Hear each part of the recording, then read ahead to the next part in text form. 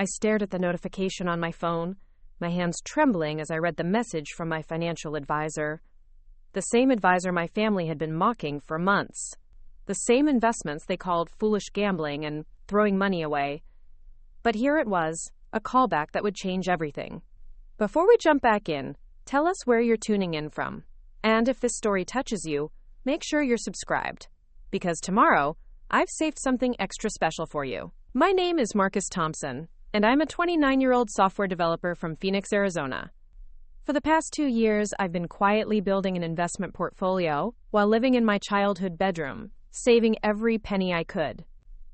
My family thought I was wasting my life. They had no idea what was coming.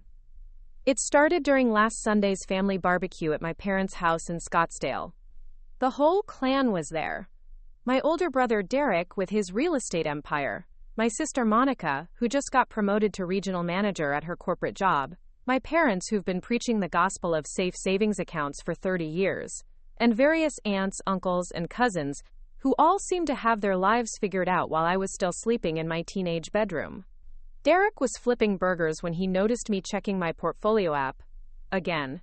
Still playing with your pretend money, Marcus? He called out loud enough for everyone to hear. When are you going to get serious about your future like the rest of us?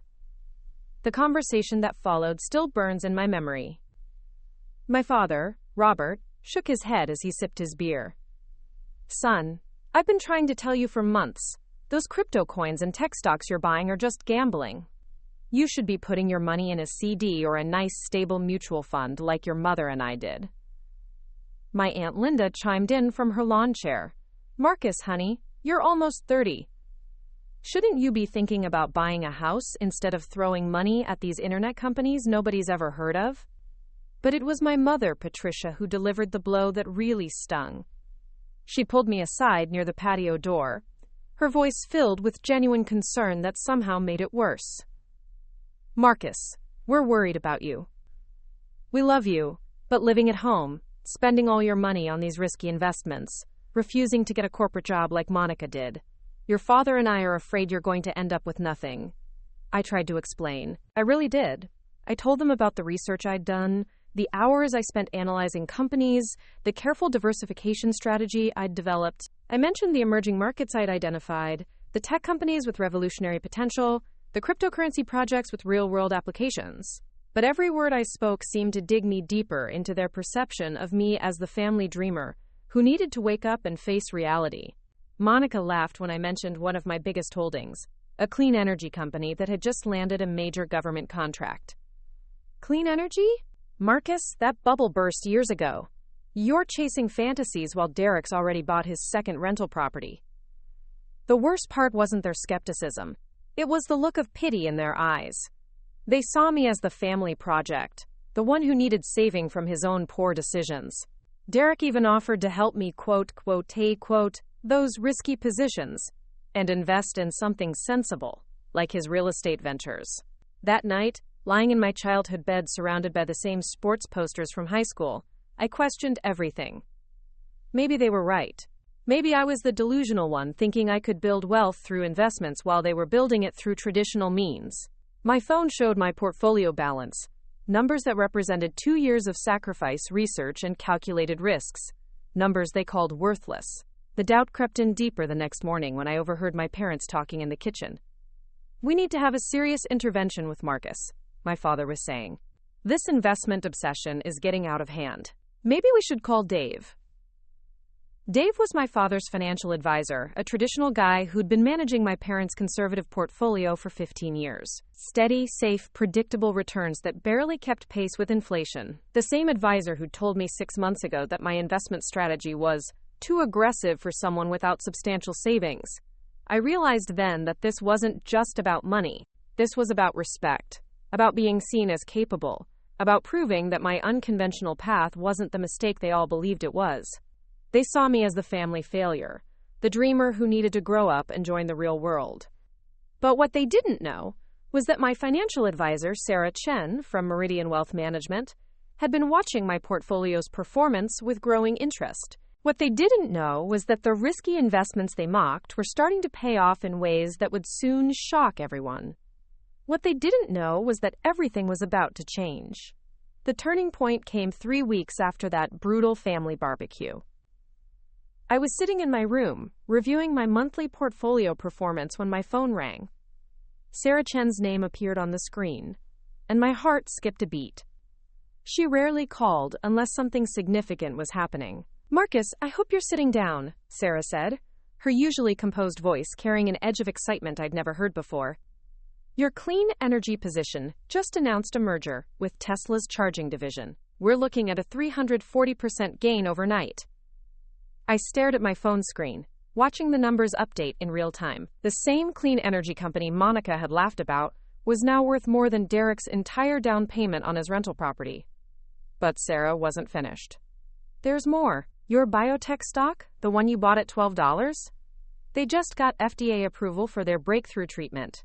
It opened at $68 this morning." My hands were shaking as I calculated the gains. In one morning, my portfolio had grown by more than my father made in 6 months at his accounting firm. The same investments they called gambling had just validated 2 years of research and risk-taking. But instead of running downstairs to share the news, I made a decision that would define everything that followed. I said nothing. Not a word to anyone in my family about what was happening to my portfolio. I wanted to see how far their condescension would go before reality forced them to confront their assumptions. The silence became my strategy.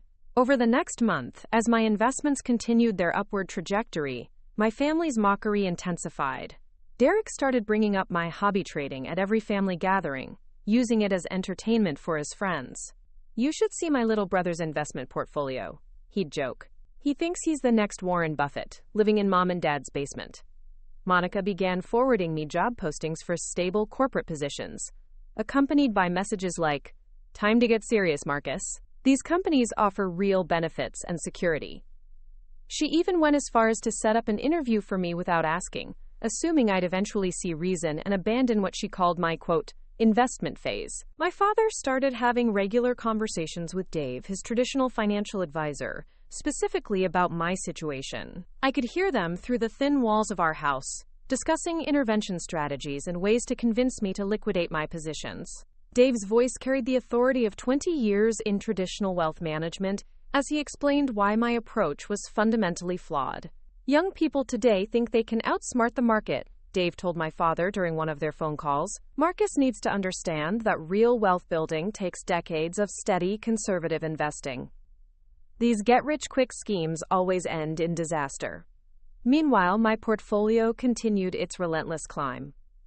The artificial intelligence company I'd invested in 6 months earlier announced a breakthrough in medical diagnostics.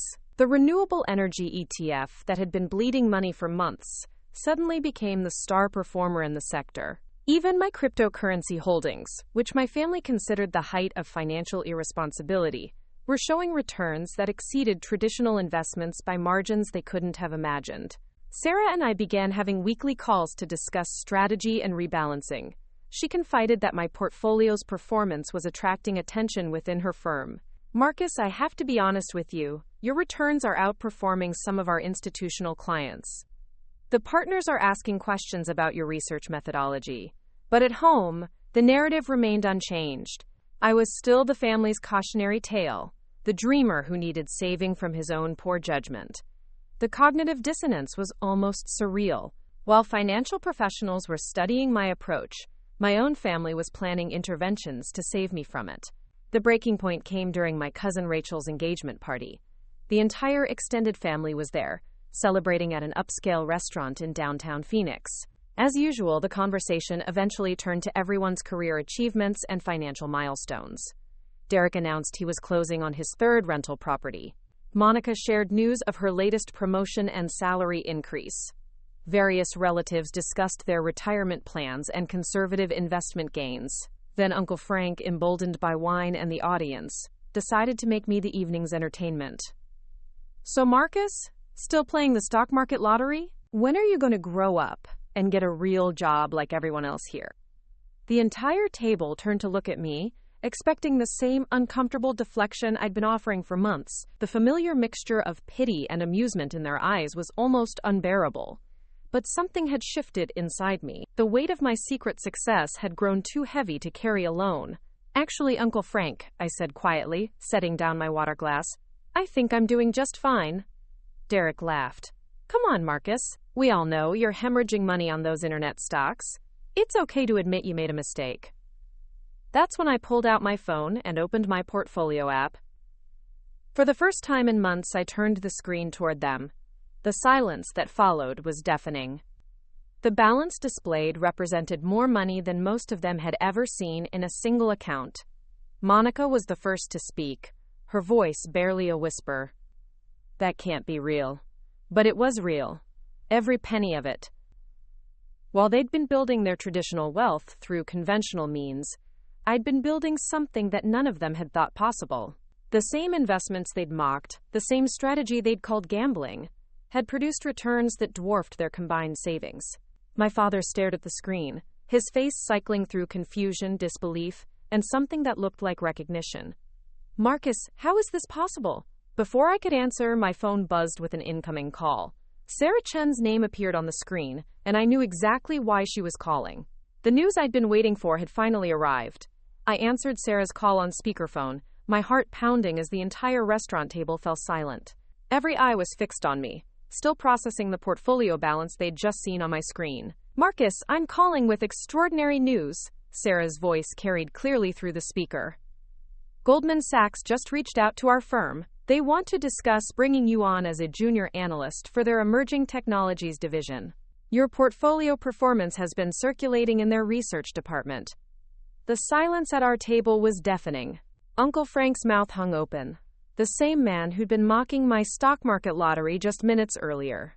Derek's confident smirk had completely vanished, replaced by something I'd never seen on my older brother's face before. "Genuine shock," Sarah continued, oblivious to the family drama unfolding around her call. "But that's not why I'm calling tonight. Marcus, your quantum computing investment just announced a partnership with IBM. We're looking at a 500% gain when markets open Monday.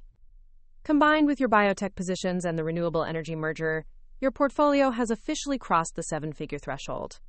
My mother gasped audibly. 7 figures. More money than my father had earned in his entire 25-year accounting career. More than Derek's real estate empire. More than Monica's corporate salary would accumulate in a decade. "There's something else," Sarah added, and I could hear papers shuffling in the background. "I've been contacted by 3 different hedge funds, asking about your research methodology. They want to know how a 29-year-old software developer identified market opportunities that their teams of analysts missed." My father found his voice first, though it came out as barely a whisper. "Marcus, how long has this been happening?" I looked around the table at faces that had spent months pitying me, lecturing me, trying to save me from my own decisions. "The gains started accelerating about 6 months ago, Dad. But I've been building this portfolio for 2 years. Monica was staring at her phone, frantically Googling the companies I'd invested in. Her face grew paler with each search result. "The biotech company, Marcus. The one I said was a waste of money. It's up 400% this year." Derek ran his hands through his hair, a nervous gesture I remembered from childhood. "But how did you know? How did you pick these companies, when every financial advisor said they were too risky?" That question hung in the air, and I realized this was the moment I'd been unconsciously preparing for during all those months of doubt and ridicule. "I spent over 1,000 hours researching emerging technologies, Derek. I read patent filings, studied FDA approval pipelines, analyzed government contract databases. While you were buying rental properties in saturated markets, I was identifying companies that were solving problems before most people even knew the problems existed." Sarah's voice interrupted from the phone. "Marcus, I hate to cut this short, but I have the Goldman representatives on another line. Can we schedule a call for tomorrow morning to discuss the details?" "Of course, Sarah. Thank you for everything." After I hung up, the silence stretched for what felt like an eternity. The engagement party continued around us, but our table had become an island of stunned family members, grappling with a reality that contradicted everything they thought they knew about success and intelligence. My Aunt Linda, who had spent months lecturing me about buying a house, spoke first. Preparing and narrating this story took us a lot of time, so if you are enjoying it, subscribe to our channel. It means a lot to us. Now back to the story. Marcus, honey, I owe you an apology, we all do. But it was my father's reaction that surprised me most. Instead of defensiveness or embarrassment, his eyes filled with something that looked like pride. Son, I've been wrong about everything. I thought I was protecting you, but I was holding you back. Uncle Frank, red-faced with embarrassment, mumbled something about never understanding technology investments anyway. Monica kept staring at her phone, scrolling through news articles about my successful picks, shaking her head in disbelief. Derek's response was the most telling. My older brother, who had built his identity around being the family's financial success story, looked directly at me and said, Marcus, I need to ask you something. Will you teach me how you do this research? The family dynamic had shifted so completely that it felt surreal. The same people who had been planning interventions to save me from my investment strategy were now asking for my advice. But instead of feeling vindicated or superior, I felt something unexpected. Compassion for their shock and confusion. Look, everyone, I said, putting my phone away and leaning back in my chair. I don't want this to become about proving anyone wrong. Yes, I took risks that paid off. Yes, I spent years learning about markets and technologies while living at home and saving every penny. But I also got lucky with timing on some of these positions. My mother reached across the table and took my hand. Marcus, we're proud of you. But more than that, we're sorry. We should have supported your decisions instead of questioning your judgment. The conversation that followed lasted until the restaurant started closing around us. We talked about risk tolerance, about the difference between gambling and calculated investing, about how success doesn't always look the way we expect it to. My family peppered me with questions about my research process, my decision-making criteria, my long-term strategy. But the most important moment came when my father pulled me aside as we were leaving. Marcus, I called Dave earlier today to discuss getting you help with your investments. Tomorrow, I'm calling him again to cancel my account and ask for a referral to someone more like your Sarah. 3 months later, I moved out of my childhood bedroom and into a downtown Phoenix penthouse. Not to escape my family, but because I finally could. The Goldman Sachs offer had led to something even better. My own investment research firm, funded by venture capitalists who had been tracking my portfolio performance. Derek became my first client, liquidating 2 of his rental properties to invest in the emerging technology fund I launched. Monica left her corporate job to handle the business operations of my growing firm. Even Dave, my father's traditional financial advisor, reached out to discuss collaboration opportunities. But the real change wasn't in the money or the career opportunities. It was in the way my family looked at me. No longer the dreamer who needed saving, but the person they came to for financial advice. No longer the cautionary tale, but proof that sometimes the unconventional path leads to extraordinary destinations. Sometimes the biggest risk isn't in what you invest in, but in listening to people who mistake their fear for wisdom. Sometimes the smartest move is trusting your research over their doubt. And sometimes, the financial advisor calls back not to deliver bad news, but to open doors you never imagined possible. 6 months after launching Thompson Emerging Technologies Fund, I sat in my glass-walled office overlooking the Phoenix skyline, reviewing the morning's market data when my assistant buzzed in with unexpected news. Marcus, your father is here. He says it's urgent and he doesn't have an appointment. I found my father pacing in the reception area, clutching a manila folder against his chest.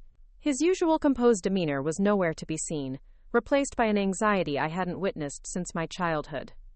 Dad, what's wrong? Is Mom okay? She's fine, son. We're all fine. But I need to show you something.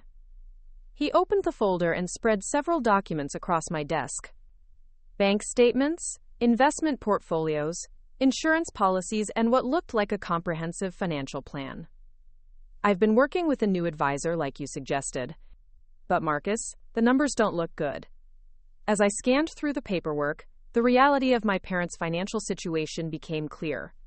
Decades of conservative investing had left them with barely enough to maintain their current lifestyle in retirement, let alone handle any medical emergencies or long-term care needs. The safe approach they'd preached to me for years had protected them from losses, but had also protected them from the growth they desperately needed. Dad, how long have you known about this? About 3 months.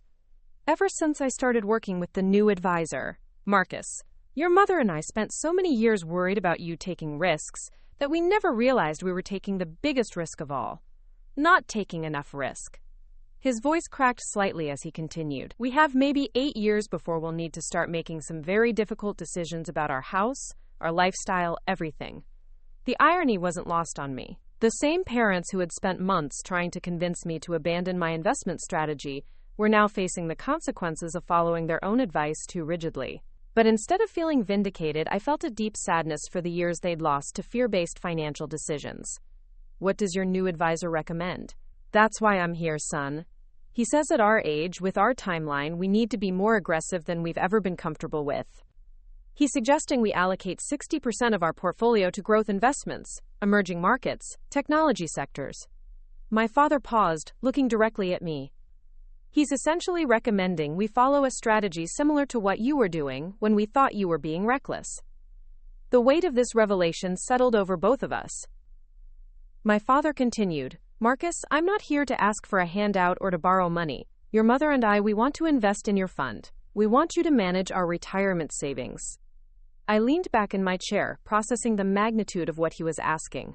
Dad, you understand that investing with me means accepting the same volatility and risk that you spent 2 years telling me to avoid? I understand.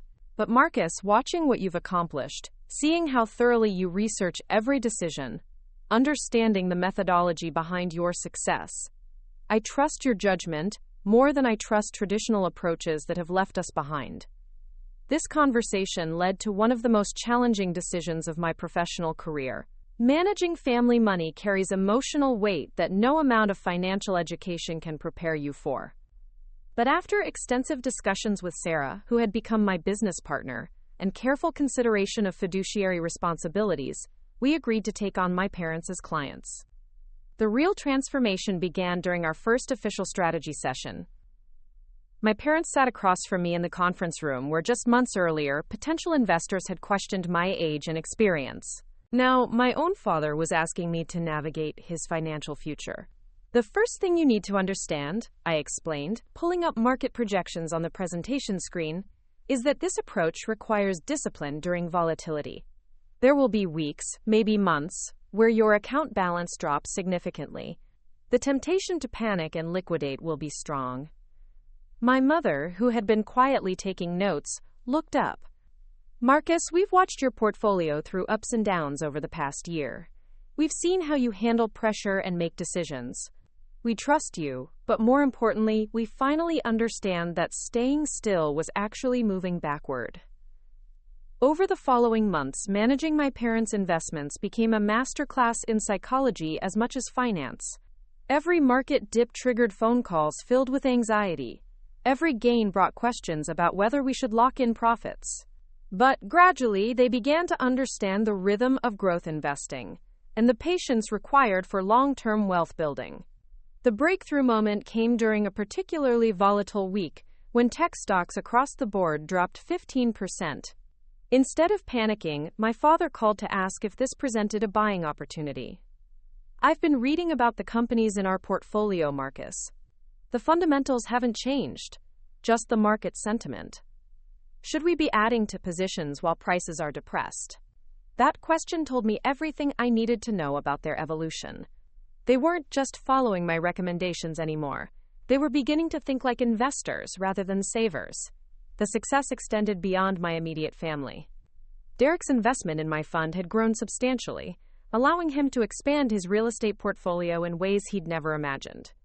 Monica's business acumen had transformed our small firm into a recognized player in the emerging technologies investment space. Even Dave, my father's former advisor, had begun referring clients to us for growth-oriented portfolios. But perhaps the most meaningful change was in our family dinners. The conversations that once centered around my need to be more conservative now revolved around market analysis, emerging trends, and investment opportunities. My father would arrive with questions about companies he'd researched. My mother would share articles about technological developments she'd found interesting, and Derek would present real estate deals he was evaluating using criteria I'd taught him. The family that had once viewed my investment approach as reckless gambling had become a network of informed investors, each contributing their own insights and benefiting from collective knowledge. They'd learned that the biggest risk wasn't in losing money on individual investments, but in failing to grow wealth fast enough to maintain the lives they wanted to live. As I looked around the table during one of these dinners, watching my father explain blockchain technology to my uncle and my mother debate the merits of renewable energy investments with Monica, I realized something profound had occurred. We hadn't just transformed our family's finances, we'd transformed our family's relationship with risk, with each other, and with the future itself. 2 years later, I stood on the stage of the Phoenix Convention Center, looking out at an audience of over 3,000 investors, financial advisors, and entrepreneurs who had come to hear about the journey that started in my childhood bedroom. The annual Southwest Investment Summit had invited me as their keynote speaker, a surreal moment considering how recently my own family had questioned my financial decisions. The biggest mistake we make in investing, I told the audience, isn't picking the wrong stocks or timing the market poorly. It's listening to people who mistake their limitations for universal truths. The applause that followed reminded me of how far this story had traveled beyond my family's dinner table. After my presentation, I was approached by a familiar face.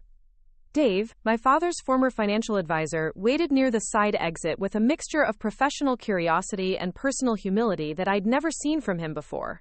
Marcus, I owe you more than an apology. I owe you a debt of gratitude. For what, Dave? For forcing me to confront my own outdated thinking. After your father switched advisors and started seeing the returns you were generating, I realized I'd been doing a disservice to my clients for years. I've completely restructured my practice, incorporated growth strategies, and started recommending emerging technology investments.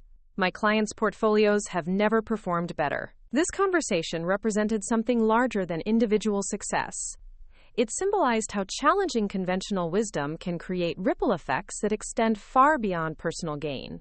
Dave's transformation had impacted dozens of his clients, who were now benefiting from more aggressive growth strategies, because one young man had refused to accept that conservative investing was the only prudent path. The real validation came 3 months later when Harvard Business School reached out about developing a case study around Thompson Emerging Technologies Fund.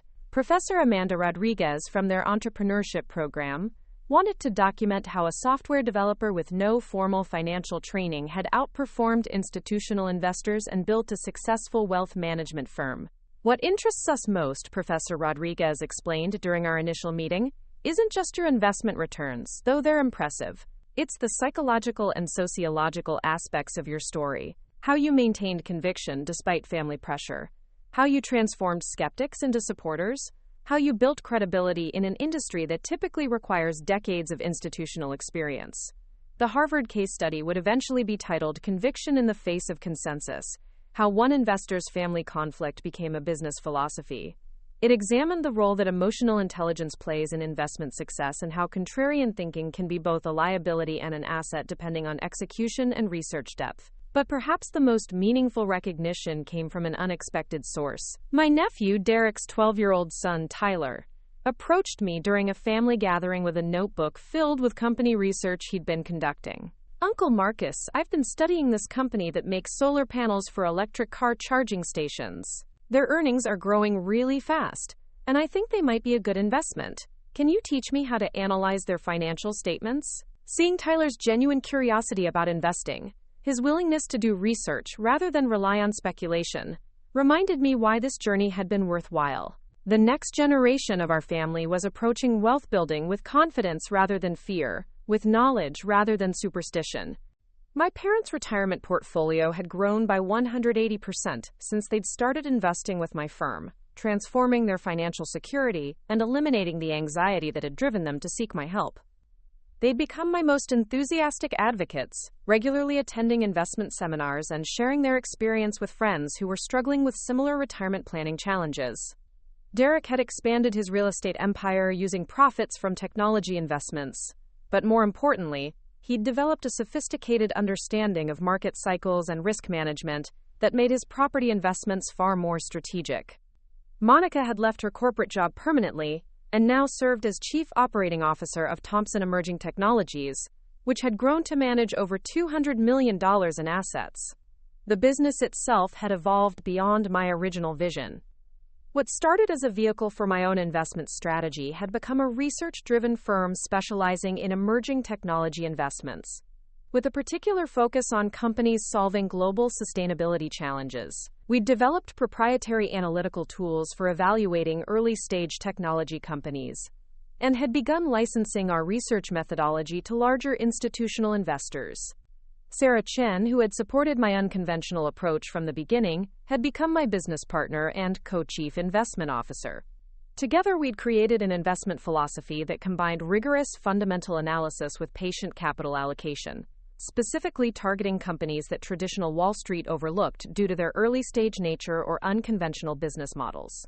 The financial success, while gratifying, had become secondary to the deeper satisfaction of helping others overcome their limiting beliefs about wealth building. Our client base had grown to include hundreds of individuals who had been told they were too young, too inexperienced, or too risk-averse to pursue aggressive growth strategies. One of our most successful clients was Maria Santos, a single mother who had been saving money in low-yield savings accounts because her family convinced her that investing was too dangerous for someone without financial safety nets. After 3 years of working with our firm, her children's education funds had grown enough to cover full college tuition at top universities, something she'd never believed possible on her teacher's salary. Stories like Maria's reinforced why I'd been willing to endure months of family ridicule and self-doubt. The conventional wisdom that had nearly convinced me to abandon my investment strategy would have condemned countless people to financial mediocrity, not because they lacked intelligence or resources, but because they lacked permission from authority figures to think differently about money. The most profound realization came during a quiet moment in my office, reviewing the quarterly performance reports that would be distributed to our clients. These weren't just numbers on spreadsheets. They represented dreams fulfilled, retirements secured, children's educations funded, and families freed from financial anxiety. Every percentage point of return translated into real-world opportunities for people who had been convinced they needed to settle for less. My phone buzzed with a text from my father. "Marcus, your mother and I just finished calculating our net worth for the year. We wanted to thank you for believing in something we were too scared to understand. You didn't just change our finances. You changed our entire relationship with possibility." That message encapsulated the true victory of this journey. It wasn't just about proving that unconventional investment strategies could work, or demonstrating that young people could outperform institutional investors, or building a successful business. It was about the transformation that occurs when someone refuses to accept other people's limitations as their own reality. The young man who had been mocked for gambling with internet stocks while living in his parents' basement had become someone whose investment insights were studied at Harvard Business School. The family that had planned interventions to save me from my own poor judgment now sought my advice on their most important financial decisions. The financial community that had dismissed my approach as reckless speculation now invited me to speak at their most prestigious conferences. But success had taught me something that failure never could: the importance of staying grounded in the research and discipline that had created these opportunities in the first place. The applause and recognition were gratifying, but they were byproducts of a process that required constant learning, rigorous analysis, and the courage to act on conviction, even when surrounded by doubt. As I prepared to leave the office that evening, I glanced at the framed photo on my desk from that family engagement party where everything had changed. The moment when I'd finally shown my portfolio balance and answered Sarah's call about crossing the 7-figure threshold seemed like a different lifetime, but it remained a reminder of how quickly circumstances can shift when preparation meets opportunity. The story that began with family ridicule and ended with professional recognition contained lessons that extended far beyond investing. Sometimes the people who love us most are the least qualified to advise us about our dreams. Sometimes the safest path is actually the riskiest one. And sometimes, the best revenge against those who doubt your vision is simply the quiet satisfaction of proving them wrong through your success. Up next, you've got 2 more standout stories right on your screen. If this one hit the mark, you won't want to pass these up. Just click and check them out.